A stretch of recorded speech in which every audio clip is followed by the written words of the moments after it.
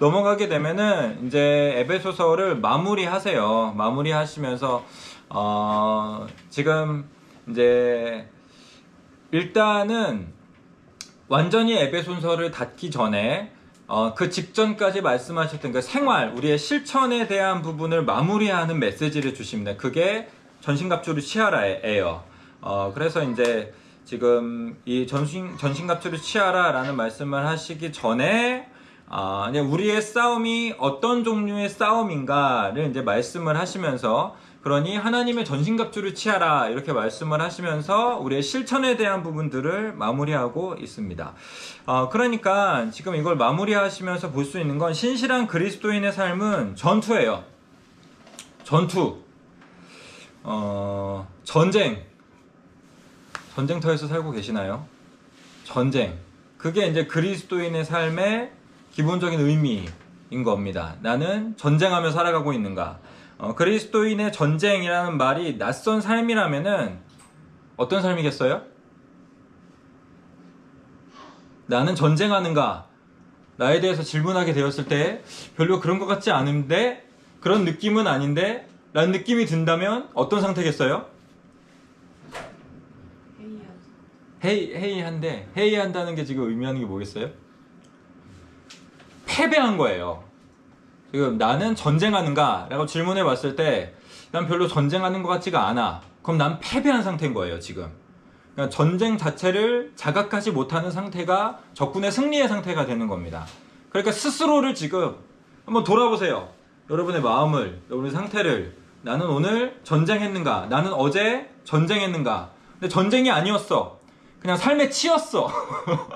여기서의 전쟁이 그냥 단순히 빡세고 어렵게 살았다는 걸 의미하는 건 아니에요. 영적인 전쟁을 얘기를 하고 있는 거예요. 나의 삶에 영적인 전쟁이 있었어. 그게 졌든지 이겼든지 있었어. 그럼 그래도 아직 뭔가 조금 나름의 삶을 살아가고 있는 거예요. 그런데 영적인 전쟁 자체가 감각이 안 됐어. 그냥 지쳐. 그냥 피곤해. 그냥 힘들었어. 그냥 그게 끝이야. 그냥 고생했어. 그냥 끝이야. 어때요, 야근? 네. 네, 그게 끝이야. 그럼 진 거예요. 지신 거예요, 여러분. 완전히. 아예 전쟁을 자각하지 못하고 있다면은. 그리스도인의 삶은 전쟁입니다. 그리고 지금 앞에 우리가 읽었던 10절의 끝으로가 의미하고 있는 것은 앞에 있는 모든 내용들을 끌어안는 거예요. 그러니까 4장부터 들어오면서 실천에 대한 이야기를 말씀을 드린다고 했잖아요. 그 모든 것들을 끌어안으면서 지금 이것을 행하려면 반드시 우리의 삶은 전쟁터가 된다. 이렇게 말씀을 하고 계시는 겁니다. 그러니까 우리가 소명에 합당하게 행한다면, 교만이 아니라 겸손으로 행한다면, 분열이 아니라 하나됨으로, 이거 지금 에베소서 앞에서 실천에 대한 부분에서 다 말씀드렸던 거예요. 분열이 아니라 하나됨으로 행한다면, 옛사람이 아니라 새사람으로 행한다면, 정욕이 아니라 사랑으로 행한다면, 어둠이 아니라 빛으로 행한다면, 어리석음이 아니라 지혜로 행한다면, 술 취함이 아니라 성령 충만으로 행한다면, 자신을 섬기는 독립이 아니라 상호 복종으로 행한다면 반드시 반대와 충돌을 피하지 못한다. 반드시 전쟁이 있을 것이다. 그러니 여러분께서 앞에 말씀드렸던 에베소서의 실천의 덕목들을 얼마나 실천하려고 하느냐에 따라서 내 삶의 영적인 전쟁이 감각되고 감각되지 않고가 들어오는 거예요. 근데 최근 전쟁한 기억이 없어. 아, 이 진짜 그리스도인의 삶은 영적인 전쟁이구나 라는 생각을 한 적이 없어. 그러면 실천하려고 하지 않으신 거예요. 실천하려고 하지 않으셨고 지금 전쟁에서 완전히 패배한 삶을 살아가고 있는 겁니다. 정말 여러분 부디 제가 이제 마지막 마무리하면서 한 번 더 얘기를 하겠지만 경각심을 가지셔야 돼요. 지금 어제 뉴스 보니까 그 하마스에서 이스라엘로 로켓포 뭐 500발? 몇 발 쐈다고 그러지? 5,000발인가? 뭐 쐈어요. 쏴서 지금 이제 이스라엘이 이제 얼마 안 있으면 보복할 수 있는 상황이거든요. 그게 뭐 어쨌든 계속 이제 팔레스타인 요 이제 분쟁은 계속 진행되고 있는 상황이었으니까. 근데 이제 어제 그 로켓포를 쏘게 되면서 이제 이스라엘 측에 충분한 이제 이유를 마련을 해준 거죠, 사실은. 그렇게 되면서 이게 이제 이스라엘에서도 이제 우린 전시 상황이다, 이렇게 엄포를 하고 있는 상황이란 말이에요. 그럼 그 상황에서 잠이 오시겠습니까? 그 상황에서 여러분이 만약에 이스라엘에 있다고 한번 생각을 해보세요. 그 예루살렘에 있다고 한번 생각을 해보세요. 지금 로켓포가 5,000발이 날아들었어. 그리고 로켓포가 떨어진 데마다 지금 불이 막 나고 거기에 막 연기가 피어오르고 있어요. 그 상황에서 집에 가서 잠이나 자야겠다 이렇게 하시겠어요? 지금 그거보다 심각한 상황이라고 지금 얘기를 하고 계시는 거예요, 사도바울 선생님께서. 그러니까 지금 우리가 어떤 상황인가, 그리스도인들의 상태가 어떤 상황인가, 이것을 다시 한번 경각심을 가지셔야 됩니다. 그래서 오늘 말씀의 제목은 성도의 싸움입니다. 사도가 생각하는 그 싸움의 준비가 있습니다. 그것은 뭘까요? 싸움의 준비. 저희 10절 같이 한번 읽어보도록 하겠습니다. 싸움의 준비. 10절 같이 읽겠습니다. 시작. 끝으로 너희가 주 안에서와 그 힘의 능력으로 강건하여지고. 싸움의 준비는 뭐예요? 그리스도인이 전쟁하며 살아가는데 그 전쟁에는 준비, 사전 작업이 필요해요. 그게 뭐예요? 사실 강건이 핵심은 아니에요. 사도가 좋아하는 주 안에서, 그리스도 안에서, 이게 이제 핵심이 되는 겁니다. 이 전쟁의 준비 작업은 주 안에 있는 거예요. 다른 그 어떤 힘이나 능력도 우리를 이 싸움에서 강건하게 해줄 수 없습니다. 그러나 주 안에 있는 사람들은 아무리 작은 능력을 가지고 있다 할지라도 이 싸움에서 승리할 수 있는 거예요. 그래서 사도께서 지금 이것을 기술적인 언어로 접근을 하지 않으세요. 어떤 성도들은 좀 신앙적인 기술이 부족할 수 있고 믿음의 지혜가 부족할 수 있으니 좀 어려울 수 있다. 그러나 우리가 좀 더 열심히 공부해보자, 이런 개념이 아니라는 거죠. 그냥 주 안에 있어라. 주 안에서 강건해져라. 그리스도와 연합해라. 그리스도를 생각해라. 그리스도를 바라봐라.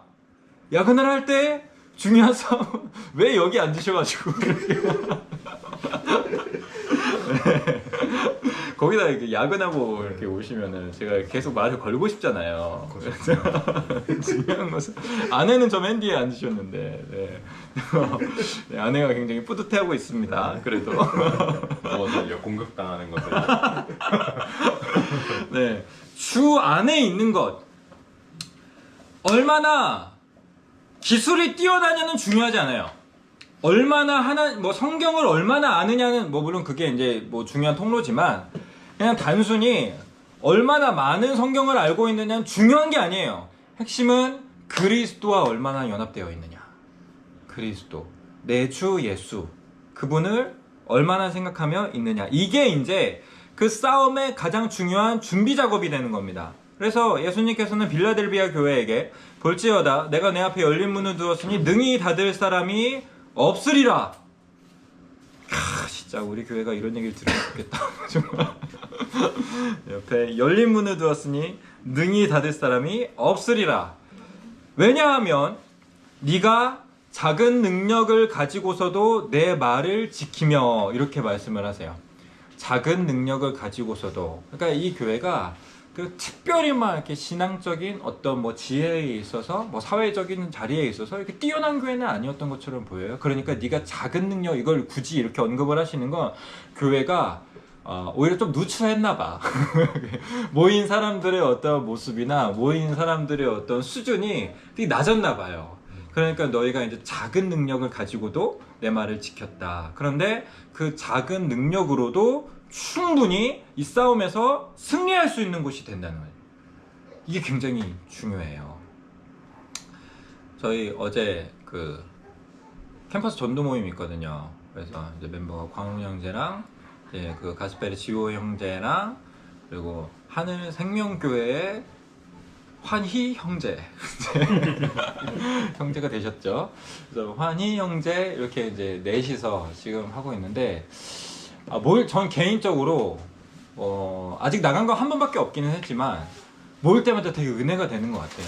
그리고 특별히 예수님이 좀 은혜를 주신다고 생각이 들어요. 그래서 이제 말씀을 나누고 그 말씀을 가지고 같이 기도할 때마다 이렇게 눈물이 너무 나.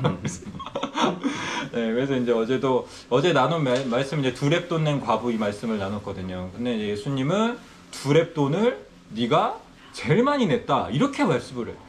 이게 이제 예전에도 뭐 물론 이제 정말 예수님의 말씀은 은혜롭다 이런 생각을 했지만 사실 이렇게 조금 생각을 해보면은 세상 그 어디에서도 이렇게 하지 않아요. 세상 그 어디에서도 2렙돈 가지고 그걸 기뻐하면서 네가 제일 많이 냈다 이렇게 평가해주지 않는다는 거예요. 근데 어제 이 말씀을 나누고 이 말씀을 제가 또 저녁 때도 이렇게 좀 생각이 나더라고요. 묵상을 하고 이렇게 하면서 드는 마음이 그냥 예수님 너무 감사한 거지. 나는 내게 있는 향유옥합 뭐 내게 깨트릴 옥합 없으나 뭐 이런 고백이 사실 우리의 마음 안에 있잖아요. 난 2렙돈도 가지고 있지 못한 것 같고 되게 사실 누추하고 그 과부가 그 2렙돈 내면서 무슨 마음이 있겠어요? 이거 내도 되는 건가? 이런 마음이지 않았겠어요?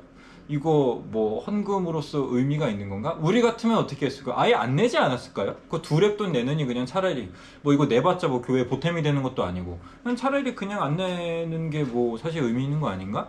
뭐 굳이 내 한 끼 버려가면서 이거 낼 필요 있나? 싶은 생각 당연히 들 수 있을 거 아니에요. 우리의 삶과 우리의 마음과 인생 안에 그런 종류의 연약함들이 이렇게 있단 말이에요. 나 이거 사실 별거 아니고 내가 볼 때에도 사실 초라하고 내가 볼 때에도 한심한 거고 누가 보면 뭔가 비웃을 만한 거고 그런 건데 주님은 그걸 가지고 네가 제일 많이 냈어 이렇게 말씀을 하신다는 거예요. 그러니까 여러분 안에 있는 그 작은 힘을 무시하시지 마세요. 그게 당연히 그리스도 밖에서는 그냥 작은 능력일 뿐이지만 이게 그리스도 안으로 오게 되면은 그걸로 저 마귀를 충분히 이길 수 있다는 거예요. 그리스도와 연합하는 것으로, 그리스도를 생각하는 것으로 그건 충분합니다. 중요한 것은 우리가 가진 힘의 양이 아닙니다. 그 근원이 어디냐가 중요해요. 주님이 우리를 파수꾼으로 부르셨다 이런 종류의 말씀을 몇 번 듣잖아요. 근데 파수꾼의 역할은 적군이 오는 것을 봤을 때에 나가 싸우는 게 파수꾼의 역할은 아니에요. 우리가 좀 착각을 하는 게 적군이 오는 걸 봤으니까 내가 나가서 싸워야겠다. 그런 파수꾼은 그건 직무유기죠. 그러면 안 되죠. 파수꾼의 역할은 뭐예요? 적군이 오는 걸 봤을 때 그냥 대장에게 보고하는 거예요. 그걸 하셔야 된다는 겁니다. 지금 적군이 오는 걸 봤을 때 여러분의 삶에서 마귀가 오는 걸 봤을 때 보고하시는 거예요. 마귀가 오는 걸 봤을 때 그래 오늘도 한번 싸워보자. 뭐 심지어는 이건 뭐 못 이겨 하고 그냥 이렇게 하시지 마시고 어쩌면 우리가 이 싸움에 대해서 그냥 포기해버리는 이유는 내가 싸우려고 해서 그러는 거예요. 내가 싸우려고 하면은 포기하게 되죠 결국에는. 그런데 파수꾼의 역할은 싸움을 걸어오는 걸 보게 되었을 때에 주님 저들이 옵니다. 빠르게 경보를 울리는 것. 이걸 하시는 거예요. 지금 이제 영적인 전투를 싸워야 된다 라고 하셨을 때 여러분의 힘을 빼세요. 자꾸 싸우려고 하지 마시고 여러분의 힘을 빼시고 그냥 하는 건 뭐예요? 보고하는 거예요. 주님 저들이 옵니다. 그 일을 하면서도 좀 그런 걸 느끼게 되는 것 같아요. 일을 하면서 일이 틀어지게 되는, 그러니까 직장 생활에서 일을 하게 되면서 일이 틀어지게 되는 이제 중요한 상황 중 하나가 내가 마치 그 일의 책임자처럼 행동을 하게 될 때인 것 같아요. 그 일은 사장님이 책임지셔야 되는 일인데 내가 뭔가 약간 내가 할 수 있다는 어떤 자만심, 그리고 그 사람을 대할 때 나도 이런 종류의 책임과 나도 이런 종류의 지위가 있다는 그런 어떤 뭐 내세우고 싶어 하는 마음, 이런 것들이 이제 작용을 해서 내가 책임질 만하지 않은 것에 대해서 그냥 내가 책임지듯이 대답을 해버릴 때 이게 이제 일이 꼬이잖아요. 좀 그러지 않나요? 그럼 그거 경험할 때가 있잖아요. 네, 근데 그걸 책임지는 건 사장님이에요. 우리가 하는 거는 그걸 해결하는 게 아니에요. 우리가 하는 일은 보고하는 거예요. 맞습니다. 이렇게 하시는 걸 하는 겁니다. 그러면 우리가 이러한 준비 과정을 생각을 하면서 누구와 싸워야 하는가에 대해서 사도 바울은 굉장히 분명하게 말씀을 하십니다. 11절 12절 같이 한번 읽어보도록 하겠습니다. 우리가 누구와 싸워야 하는가 읽겠습니다. 시작. 마귀의 관계를 능히 대적하기 위하여 하나님의 전신갑주를 입으라. 우리의 씨름은 혈과 육을 상대하는 것이 아니요 통치자들과 권세들과 이 어둠의 세상 주관자들과 하늘에 있는 악의 영들을 상대함이라. 우리가 싸워야 할 원수가 누구예요 지금? 마귀예요. 마귀 생각을 좀 하십니까? 마귀 생각을 하면서 살아가셔야 돼요. 이게 좀 어감이 느낌이 좀 이상할 수 있긴 한데 여기서 이제 마귀는 헬라어로 디아볼루로 되어 있습니다. 그 게임 있잖아요. 네, 게임 있잖아요. 네, 그러니까 이제 그런 것들이 사실 제가 볼 때는 좀 마귀의 전략이죠. 뭔가 게임의 이미지를 덮어 씌워 놓는 거예요. 이거는 그냥 상상 속의 산물 같은 거야. 디아블로 좀 해보신 분 있나요? 저 많이 했어요. 아, 많이 했어요? 네, 많이. 네, 많이. 굉장히. 네, 저도 좀 했는데. 네. 저도 최근에 나온 것도 한번 해봤어요. 아, 최근에 것도 한번 해봤었어요? 아, 네, 좀 참으시지. 네. A해져가지고. 아, 네네네네. 네, 끝까지 다. 아, 근데 뭐 많이 했으면은 뭐 이렇게 계속. 끝까지 하진 않았고. 아, 그래요? 네, 그냥 하다 좀 그거 별로 재미없어요. 자, 나온 거. 아, 그 최근에 나온 거. 네. 아, 나 요즘엔 진짜. 그 제일 많이 한 게 3 아니에요? 저요? 2인가? 2가 제일 인기가 많았었나? 아, 인기가 제일 많았던 거.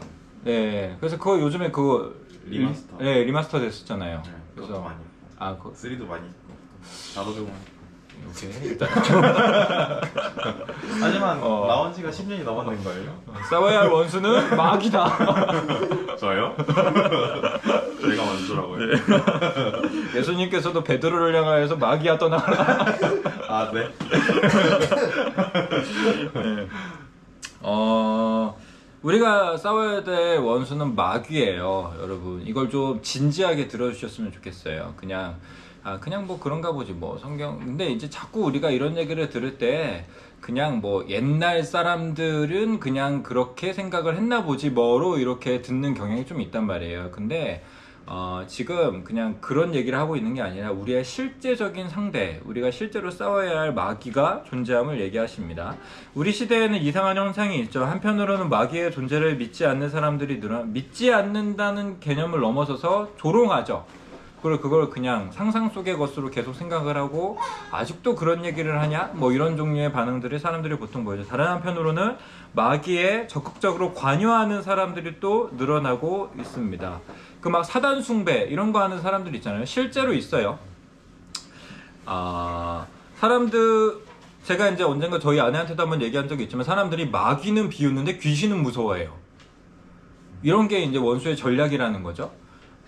일관성이 없잖아요. 사실은 둘 다 영적 존재인데 한편에 대해서는 뭔가 기독교적 그림이 채색되어져 있는 대상에 대해서는 비웃어요. 그런데 그렇지 않은 오히려 기독교에서 좀 반대하는 존재에 대한 영적 존재들에 대해서는 인정하고 그걸 무서워해. 지금도 귀신 영상 되게 많더라고요. 유튜브에서 귀신 딱 검색만 하셔도 요즘 귀신은 좀 CCTV에도 이렇게 찍히시고 그러시더라고요. 그래서 이렇게 맞아요. 유튜브 보시게 되면은 CCTV 귀신 찍힌 영상 좀 많이 있어요. 네, 한번 보세요. 아, 당연히 진짜 귀신. 근데 이제 진행하면서 얘기를 하는 거지만 성경에서 말하는 귀신은 악령이죠. 근데 악령인데 그 악령이 죽은 영혼을 얘기하는 건 아닙니다. 기본적으로. 근데 이제 자꾸 우리가 귀신 하면 이제 죽은 영, 그러니까 사람들이 사단은 비웃지만 죽은 영은 무서워해요. 이게 굉장히 이상하다는 거예요. 뭐 하나만 해라. 있다고 생각을 하던가 없다고 생각을 하던가 둘 중에 하나만 해라. 근데 이제 막 CCTV 치킨 막 귀신 영상 막 이런 거 보면서 정말 귀신이 있나봐 막 이러고 있다는 거죠. 네, 이런 거 보면 사실 이제 되게 흥미롭죠. 리차드 백스터는 이런 얘기를 했는데 뭐 물론 시대는 다르지만 사단의 존재를 믿지 않는 사람은 마귀가 자신을 얼마나 완전히 어둠 속에 있을 수 있게 함을 보여줌으로써 다른 사람들에게 마귀의 존재를 증명하고 있는 것이다. 그러니까 마귀가 없다고 하는 사람은 오히려 지금 마귀가 얼마나 강력하게 활동하고 있는지를 보여주는 사람들이라는 거예요. 그러니까 신앙적으로 뭐 물론 이제 바른 마귀에 대한 이해가 필요한 건 사실이지만 신앙적으로 그 사람이 그 신앙이 약해지면 약해질수록 마귀에 대해서 가볍게 생각해요. 근데 이제 하나님에 대해서 진지하게 생각하면 생각할수록 마귀에 대해서 진지하게 생각을 하게 됩니다. 어쨌든 마귀와의 싸움은 교회에 있어서 매우 실제적입니다. 바울은 데살로니가 교회에 쓴 편지에서 자신의 싸움을 회상하며 나 바울은 한 번, 두 번 너에게 가고자 하였으나 사단이 우리를 막았도다. 이렇게 표현을 하고 계세요. 그러니까 굉장히 정확하게 성경에서는 사단은 활동하고 있으며 우리를 회방하기도 하고 우리를 공격하기도 한다는 것을 굉장히 확실하게 말씀을 하세요. 근데 마귀에 대해서만큼은 우리가 성경이 그렇게 확실하게 말하는 만큼 그걸 받아들이지 않아요. 이게 이제 원수의 전략이라는 거예요. 예수님은 사단에 대해서 말씀을 하십니다. 예수께서 이르시되 사단이 하늘로부터 번개같이 떨어지는 것을 내가 보았노라. 그러니까 사단은 그냥 뭐 그 시대에는 그렇게 생각을 했나 보죠 라고 하면은 예수님의 말은 그냥 그 시대에만 통하는 말이 되는 거예요. 예수님은 사단이 하늘에서 번개같이 떨어지는 그건 그냥 비유적인 이야기죠 라는 느낌으로 그걸 받아들이게 되면 예수님은 그냥 지금 여기서 있지도 않은 현상을 있는 것처럼 말씀하시는 분이 되는 거예요. 근데 예수님은 지금 분명히 뭔가를 보고 계시다 라는 걸 인식할 필요가 있습니다. 바울과 베드로, 야고보, 요한, 히브리서 저자는 모두 한결같이 사단이 인격적 존재라고 이야기를 하고 계시고 성경은 마귀를 무수한 인격적 이름으로 언급을 하고 계십니다. 그러니 악한 영이 있어요. 이 악한 영에 대해서 우리가 계속해서 자각을 하고 있을 필요가 있어요. 왜냐하면 이제 세상은 계속 그것과 싸우려고 하거든. 이게 이제 마귀의 전략이죠. 그러니까 악한 영이 마치 그런 거는 사람들의 상상 속의 산물인 것처럼 이런 거는 그냥 기독교에서나 이야기하는 그냥 옛날의 뭐 이야기인 것처럼 이렇게 그걸 만들려고 하는 경향이 있기 때문에 우리는 계속해서 인격적 존재의 마귀를 생각을 하면서 우리의 신앙생활을 해야 되는 겁니다. 그러면서 이 싸움의 대상이 마귀를 말씀을 하시고 그러면 그 마귀와 우리가 어떻게 싸워야 하는가에 대한 싸움의 성격을 또 말씀을 하세요. 한 번 더 읽어보자면 12절입니다. 12절 같이 읽겠습니다. 시작. 우리의 씨름은 혈과 육을 상대하는 것이 아니요 통치자들과 권세들과 이 어둠의 세상 주관자들과 하늘에 있는 악의 영들을 상대함이라. 일단 소극적 측면이 우리의 싸움은 혈과 육이 아니다. 마귀와 싸우는 것이기 때문에 혈과 육이 아니다. 그래서 그리스도인들은 일반인과 싸움터가 달라요.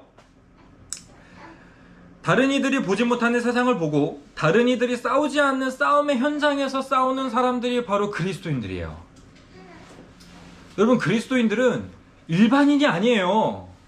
자꾸 여러분을 일반인으로 만들려고 하지 마세요. 여러분은 일반인이 아니에요. 그 영화 인셉션 보셨나요? 네. 그 대부분 보셨을 것 같은데 그거 보시게 되면 그들의 싸움은 일반인의 싸움이 아니잖아요. 그런데 실제로 그들의 싸움은 일반인들의 싸움처럼 총칼로 싸우지 않잖아요. 그들은 그들의 싸움의 핵심이 어디 있다고 믿어요? 무의식. 그렇죠, 무의식. 이제 좀 더 이제 그래요? 못 봤어? 시간? 시간은 좀 그건 인터스텔라 아니니? 시간은 그거지. 요즘에 나왔던 거 터넷인가? 이건 인타임? 테넷. 테넷. 네. 그거는 뭐야? 인타임. 아니 여기에 시간 나오는 거 있잖아요. 아 몰라 그런 건 안 본 것 같아. 인하이. 나 보진 않았는데 그거 네 무슨 영화인지는 알아요. 네 그러니까 이게 그런 느낌인 거예요 지금. 네, 그리스도인들은 이 땅에서 총칼로 싸우지 않는단 말이에요. 근데 그들은 어디에 진짜 싸움이 있다고 생각을 하냐면은 이제 머리에 접속을 하면 거기에 이제 진짜 싸움이 있다고 생각을 하고, 그리고 그걸 통하여서 실제로 핵심적인 싸움이 이루어지는 거고. 그래서 그들은 일반인들과 다르게 싸움의 방식도 다르죠. 그럼 뭐 이제 육체를 단련한다거나 뭐 이제 총 쏘는 걸 연습한다거나 이런 식으로 이제 그걸 훈련을 하지 않는다는 거예요. 일단 무의식으로 들어가는 거. 일단 그들의 꿈의 세계로 들어가는 거. 거기에서 이제 훈련을 하는 거예요. 그런 느낌을 가지고 있어야 되는 거예요. 그러니까 여러분 스스로를 향하여서 자꾸 일반인처럼 생각을 하지 마세요. 여러분은 다른 싸움을 싸우는 사람들이라는 겁니다. 그래서 다른 사람들이 모르는 그 세상의 싸움, 그것이 우리의 싸움이에요. 그러면서 혈과육이 우리의 씨름의 현장이 아님을 이야기하시는 것을 통하여서 말씀하시는 것은 눈에 보이는 일들에 골몰하고 있는 사람들의 시선을 보이지 않는 것을 향하여서 하게 해주는 겁니다. 이게 이제 우리가 세상의 어떤 사회 문제들에 대해서 집중하고 있는 그 마음을 조금 한편으로는 이렇게 걷어들일 필요가 있음을 이야기를 하고 계시는 거예요. 사도 바울은 그의 서신에서 사회 문제들을 많이 다루지는 않으십니다. 정치적 이권 다툼, 노예 문제, 여성 인권 문제, 장애인 문제, 청년 고독사 같은 것을 다루지는 않으세요. 왜냐하면 그거보다 더 중요한 문제가 마귀에 대한 문제이기 때문인 거예요. 근데 뭐 물론 당연히 이제 사회 문제 관심을 가져야 되죠. 가져야 되지만 자꾸 그게 핵심적인 문제인 것처럼 생각을 하면 안 됩니다. 세계 곳곳에서 지금 여러 가지 문제들이 있단 말이에요. 아까도 이야기했지만 지금 이스라엘에서는 전쟁이 났고, 그리고 뭐 저번 시간에 이야기를 했지만 북아프리카에서는 자연재해로 인해서 수많은 사람들이 여러 문제들이 있었어요. 그리고 우리는 그걸 안타까워해야 되고 그것으로 인해서 기도해줘야 되고 해야 한단 말이에요. 근데 사도 바울 선생님은 홍수 얘기를 이슈로 이야기하지 않으신다는 거예요. 우리가 계속 주목해야 되는 거는 영적인 문제들이죠. 그렇다면 우리의 싸움의 핵심은 마귀에 대한 싸움이 있어요. 그래서 우리는 누구와 싸워야 하는가? 통치자들과 권세들과 이 세상의 이 어둠의 세상 주관자들과 하늘에 있는 악의 영들을 상대함이라 라고 말씀을 하세요. 사도께서는 그냥 단순히 악한 영들의 종류들을 말씀하시는 것에 목표가 있는 것처럼 보이지 않고, 결국 우리에게 주고 싶은 메시지는 모든 거대한 것들, 어두운 것, 초자연적인 것들에 배후가 있다고 말씀을 하시는 거예요. 권세, 통치자, 어둠의 세력, 하늘의 능력, 이것들의 배경에는 누군가가 있다 라고 말씀을 하시는 것이 목표처럼 보입니다. 그래서 모든 통치에는 배후가 있고, 모든 어둠에는 배후가 있고, 모든 땅에는 하늘이 있어요.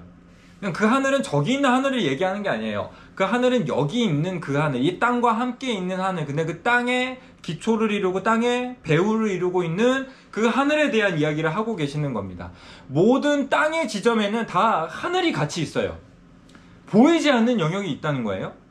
그래서 싸움의 핵심은 그곳에서 벌어진다 는 걸 기억을 하셔야 돼요. 육아에 대한 싸움의 핵심은 저기에 있지 않아요. 미나가 얼마나 자느냐, 거기에 핵심이 있지 않다는 거예요. 거기에 배후가 있습니다.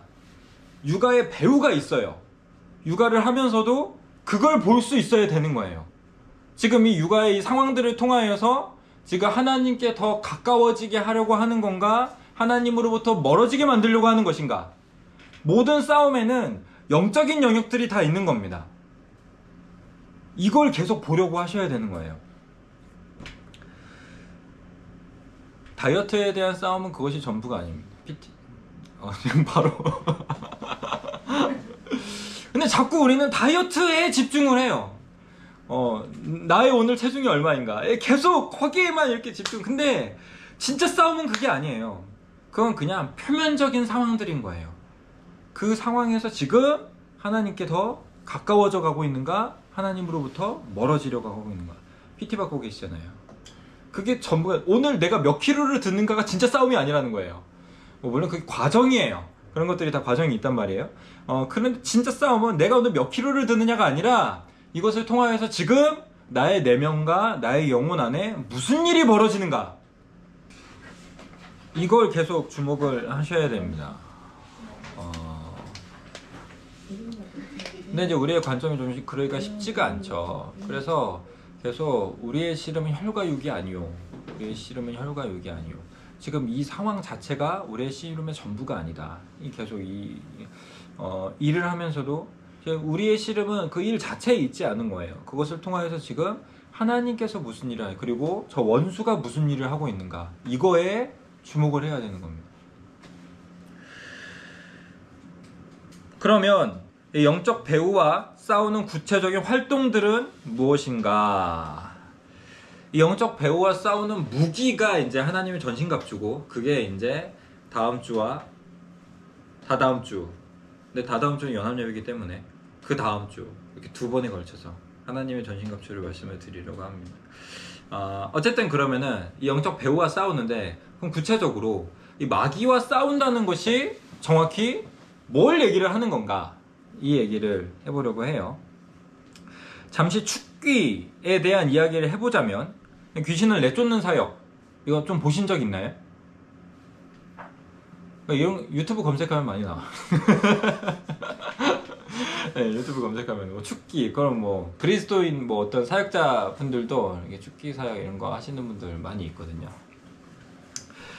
귀신과 싸운다는 게, 마귀와 싸운다는 게 그걸 의미를 하고 있는 건가? 야고보서에서 마귀를 대적하라, 그러면 너희를 멀리하리라, 이렇게 말씀하셨던 그 마귀를 대적하라, 그것이 그런 걸 얘기를 하는 건가? 축귀하는 거, 마귀야 떠나가라, 이렇게 하는 걸 이야기를 하는 건가에 대해서 잠시 생각을 해보면, 확실한 것은 성경은 축기 사역을 구체적으로 가르치지 않는다는 사실을 기억을 하셔야 돼요. 특별히 축기 의식에 대해서, 그 귀신을 내쫓는 의식에 대해서 성경은 그것에 대해서 굉장히 낯선 태도를 보여주고 있다는 사실을 좀 기억하실 필요가 있습니다. 성경을 보면 일반 신자가 귀신을 내쫓는 사건은 하나도 없어요. 근데 귀신을 내쫓는 이들이 실제로 있죠. 어떤 경우? 예수님이 내쫓으시는 경우, 사도들이 내쫓는 경우, 크게 두 가지 경우는 있어요. 그런데 일반 성도들이 귀신을 내쫓는 일들을 하는 일들은 구체적으로 나오지는 않습니다. 그리고 또한 성경은 축귀에 관해 그 어떤 공식이나 방법도 제시하지 않아요. 무엇보다 악한 영과 싸우라는 말이 분명하게 표현되어져 있는 이 본문을 보시게 되면 신비로운 사역을 통해 악한 영과 싸우는 방식이 소개되지 않아요. 지금 이제 저희가 읽은 이 에베소서 이 본문 자체가 그것을 지금 증명해주고 있는 건데, 마귀의 괴계를 대적하라 라고 이렇게 분명한 어조로 이 악한 영과의 싸움을 말씀을 하고 계시지만, 그것의 방식은 지금 뭐예요?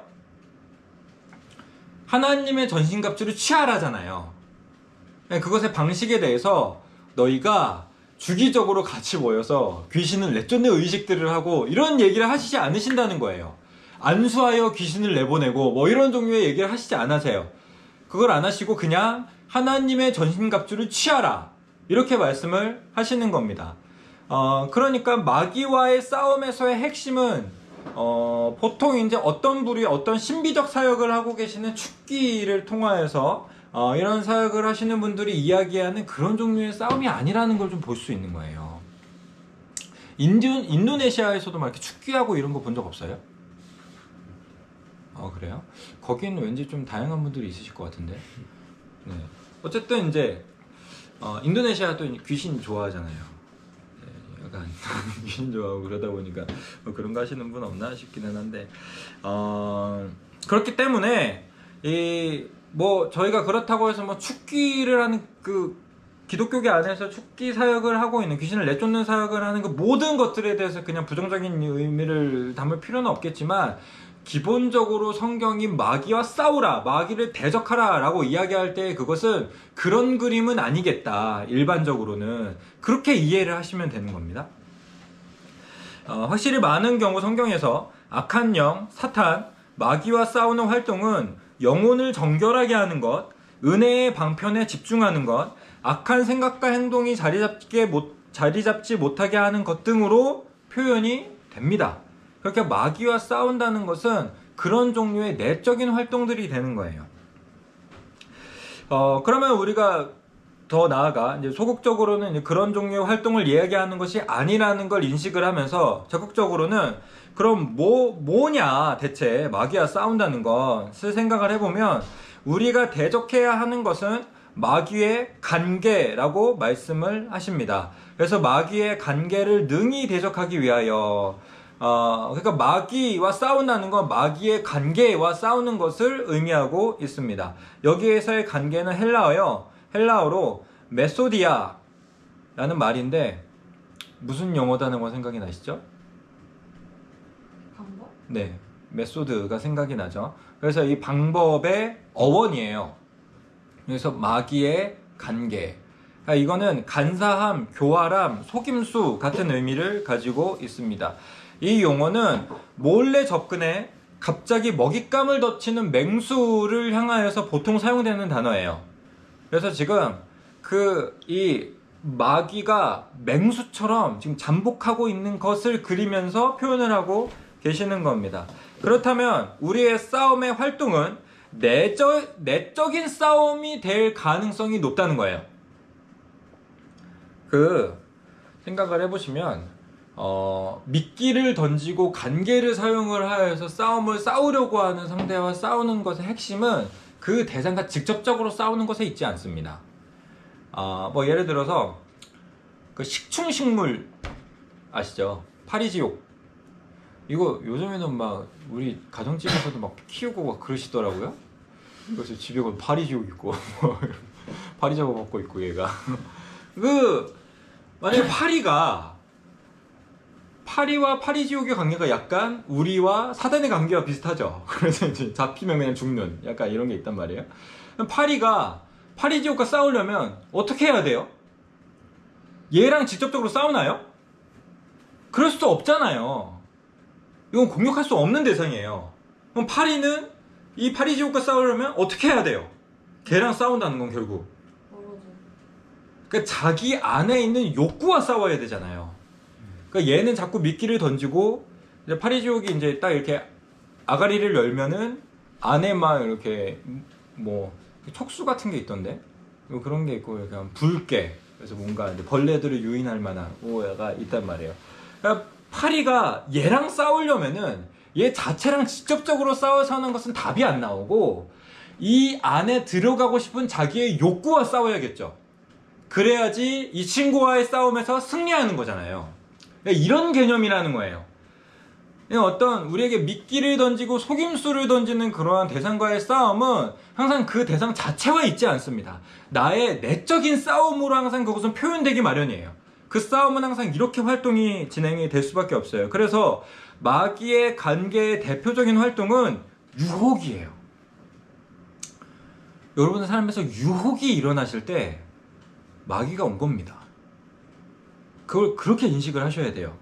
근데 그냥 유혹은 원래 늘 있는 거니까 오늘도 좀 유혹을 받네? 그냥 그렇게 하고 그냥 이렇게 지나가시지 마시고 그때마다 마귀의 공격이 이루어지고 있는 순간임을 포착하실 필요가 있어요. 우리가 마귀를 대적하고 마귀와 싸워야 한다고 말씀을 하시지만 그 순간이 대체 언제인가요? 라는 질문에 대해서 당신이 유혹을 받을 때입니다 라고 대답을 하시는 거예요. 성경은.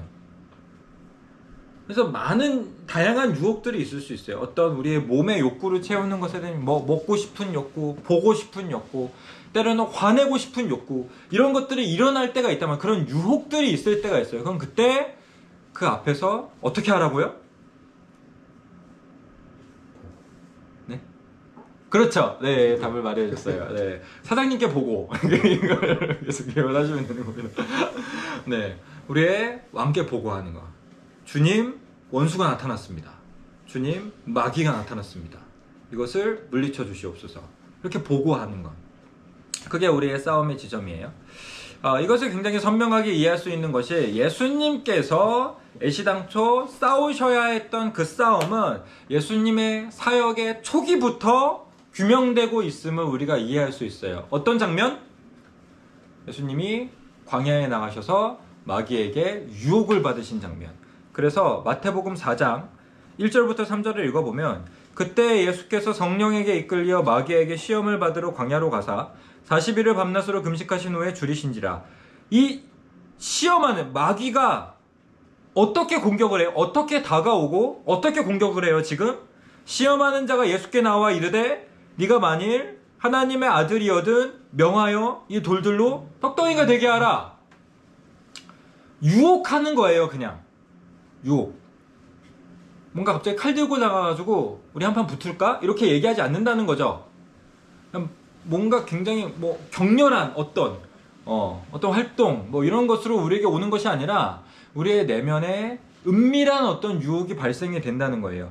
지금 흥미로운 것은 뭐냐 하면은 마귀의 유혹이 구체적으로 어떤 방식으로 진행이 되었는지 복음서 기자들은 기록하지는 않아요. 다만 확실한 거 하나는 마귀는 유혹한다예요. 마귀가 예수님을 유혹했다. 그런데 그게 뭐 예수님의 내면의 음성이었는지 아니면 예수님 뭐 생각 안에서의 싸움이었는지 아니면 갑자기 그 마귀가 인격화돼서 현현을 해서 마귀가 예수님 앞에 나타나가지고 유혹을 한 건지 정확하게 표현되지는 않아요. 그런데 확실한 거 하나는 마귀는 예수님을 유혹했다. 그게 우리의 삶에도 똑같이 나타나는 거예요. 방식은 다양할 수 있어요. 어떤 일이 벌어질 수도 있고 내 안에 어떤 욕구가 갑자기 일어날 수도 있고 어떤 사건이 계기가 될 수도 있고 누군가의 말을 들을 수도 있고 나 스스로 안에서의 생각의 싸움이 될 수도 있어요. 방식은 다양해요. 근데 중요한 건 뭐냐 하면은 유혹을 받을 때 먹으면 안 되는 것을 먹어봐 라는 유혹을 받을 때 보면 안 되는 것을 봐봐 라는 유혹을 요즘에 진짜 인터넷을 하면은 너무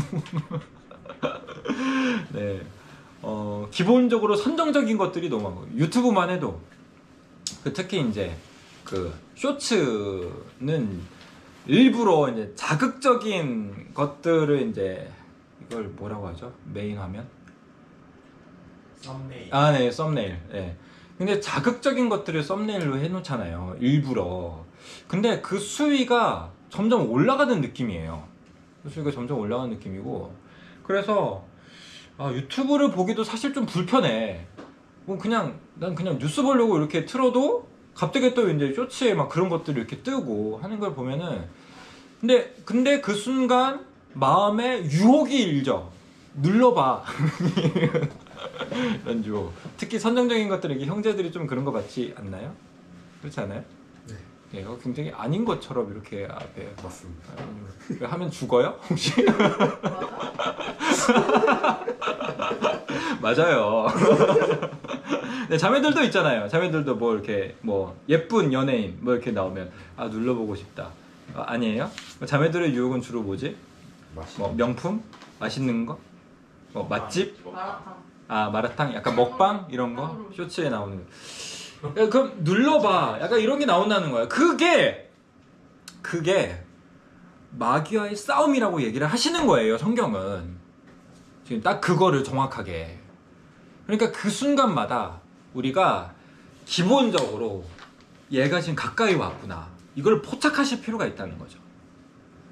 이제 뭐 관계 안에서도 누군가를 향한 분노가 막 근데 이제 이게 재밌는 게 누가 나를 화나게 할 때에 그걸 되새김질하는 어떤 과정들이 있어요.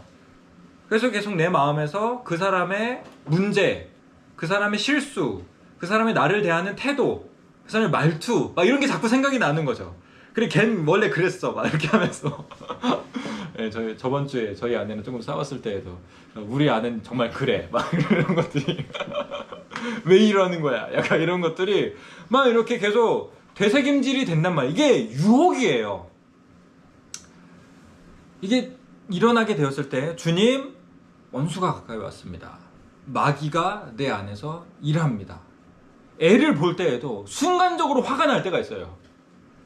제발 좀 그쳐라 막 이렇게 하는 때가 있단 말이에요. 그때 순간 내 마음에 화를 내라는 유혹이 일어나요. 그때에도 주님, 이 아이는 사랑스러운 아이입니다. 마귀가 가까이 왔습니다. 이렇게 싸워야 된다는 거예요. 그게 싸움이에요.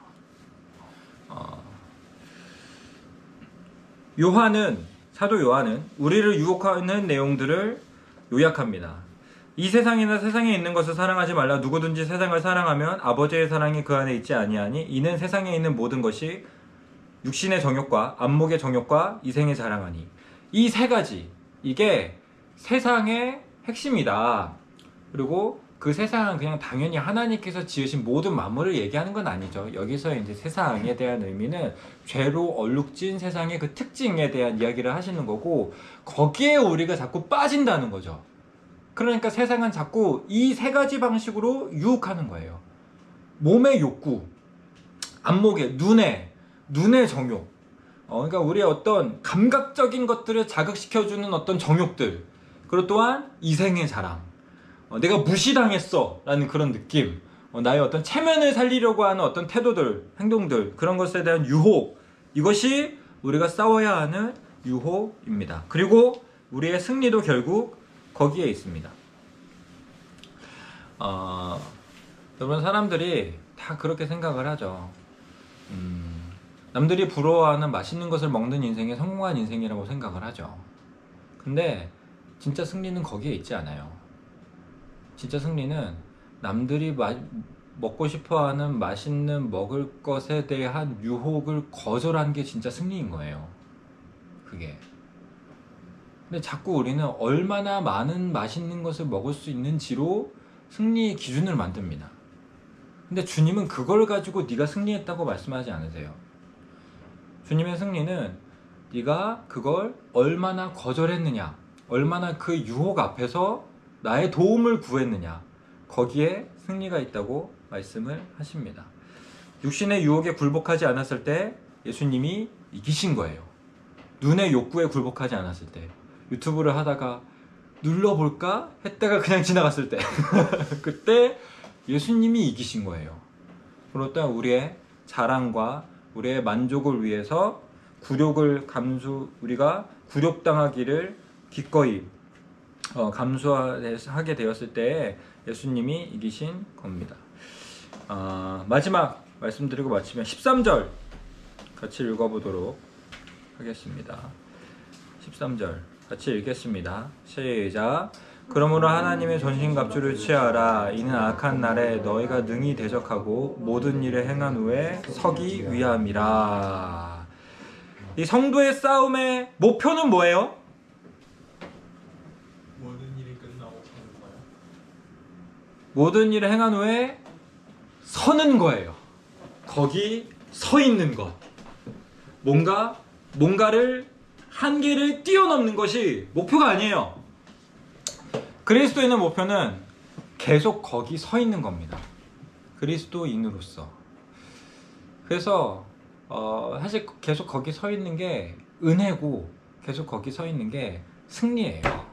왜 우리의 삶이 막 여러 가지 공격을 당하고, 사실 그렇잖아요. 여러분이 뭐 충분히 인식을 하지 못하더라도 굉장히 이제 영적인 싸움이 매섭고 우리의 인생은 매운맛이라는 겁니다. 교회 한번 나가는 것도 되게 쉽지가 않잖아요. 여러분, 주중 모임 나오기가 쉽나요? 어렵죠. 네. 근데 나와줘야 돼요? 갑자기. 네, 그게 되게 어려워요. 이걸 그냥 지키고 뭔가를 꾸준히 계속 하나님의 은혜의 자리에 계속 거기에 서 있는 게 사실은 되게 어려운 겁니다. 그리고 우리가 계속 거기에 서 있을 때 그건 승리한 거예요. 그게 그냥 현상 유지한 거라고 이해하시면 안 돼요. 그건 승리한 거예요. 그렇기 때문에 지금 이 싸움은 매일 계속될 것인데, 이 싸움을 통한 결론, 이 싸움의 목표는 서기 위함입니다. 사도 바울의 두려움은 나아가지 못하는 것이 아니라 내가 남에게 전파한 후에 자신이 도리어 버림을 당할까 두려워했어요. 뭔가 표대를 향하여 나아가는 삶이었지만 그 표대에 도달하지 못할까 두려워하는 삶이 아니라 내가 떨어질까 두려워한다고 말씀을 하시는 거죠. 이 떨어짐이 구원에 대한 떨어짐인지 아니면 그분의 어떤 현재의 직분과 사도직 뭐 거기에 대한 떨어짐인지 뭐 정확하지는 않지만 어쨌든 사도의 두려움은 이탈에 있는 거예요. 여러분의 삶은 거기에 서 계신가요? 이탈하지 않고. 그러나 우리의 삶이 때로는 이탈할 때가 있죠.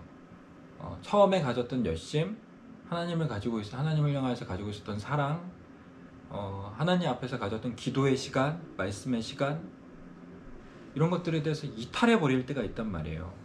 이게 패배라는 겁니다, 지금. 근데 반면 이탈하지 않고 계속 거기에 남아 있는 것, 하나님을 계속 섬기고 계속해서 기도의 자리에 있고 계속해서 말씀의 자리에 있고 계속해서 내가 해야 될 것들에 대해서 충성하고 있는 그런 시간들, 그게 바로 승리임을 지금 말씀을 하세요. 오늘 우리가 이 성도의 싸움에 대해서 들었고 배웠습니다.